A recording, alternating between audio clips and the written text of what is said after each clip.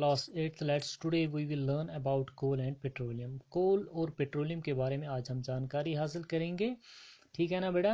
तो आपको पता है कि हम डेली लाइफ में बहुत सारी चीज़ों का इस्तेमाल करते हैं। ठीक है, वो उनमें से कुछ ऐसी चीज़ें होती हैं जो कुछ नेचुरल यानी नेचर बाय नेचर होती हैं, और कुछ ऐसी चीज़ें होती हैं जो by the efforts of human being यानी इंसान की कोशिशों की वजह से बनती हैं। ठीक है ना।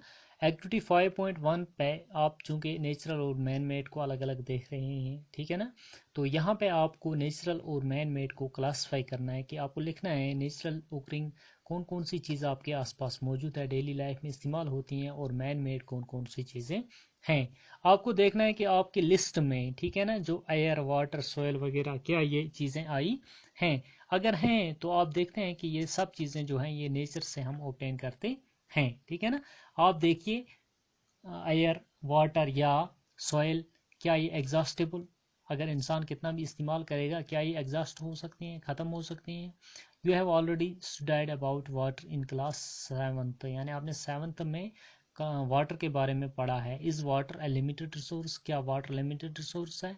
In the light of availability of various resources in nature, natural resources can be broadly classified into two kinds. अगर हम देखेंगे, ठीक है, नेचुरल रिसोर्स जो होती हैं, ठीक है ना, ये हम ब्रॉडली अगर एक्सप्लेन करेंगे तो ये दो हिस्सों में एक्सप्लेन होती हैं। इन एग्जॉस्टिबल और नेचुरल रिसोर्सेज, यानी इन एग्जॉस्टिबल यानी वो चीज़ें जो एग्जॉस्टिबल नहीं, ख़त्म नहीं होती हैं, वो नेचुरल रिसोर्सेज हैं। ठीक है, यानी इन एग्जॉस्टिबल नेचुरल रिसोर्सेज, वो नेचुरल रिसोर्सेज जो ख़त्म नहीं होती हैं। These resources are present in unlimited quantity in nature, यानी ये ऐसे रिसोर्सेज हैं जो अनलिमिटेड क्वांटिटी ऑफ प्रेजेंट होती है नेचर में, and are not likely to be exhausted by human activities, यानी इंसान कितना भी इस्तेमाल करे ये ख़त्म नहीं होती, जैसे कि सनलाइट या एयर है। एग्जॉस्टिबल नेचुरल रिसोर्सेज ऐसी रिसोर्सेज होती हैं जो एग्जॉस्ट होती हैं, ख़त्म होती हैं। ठीक है ना। The amount of this resource in limited, यानी इनका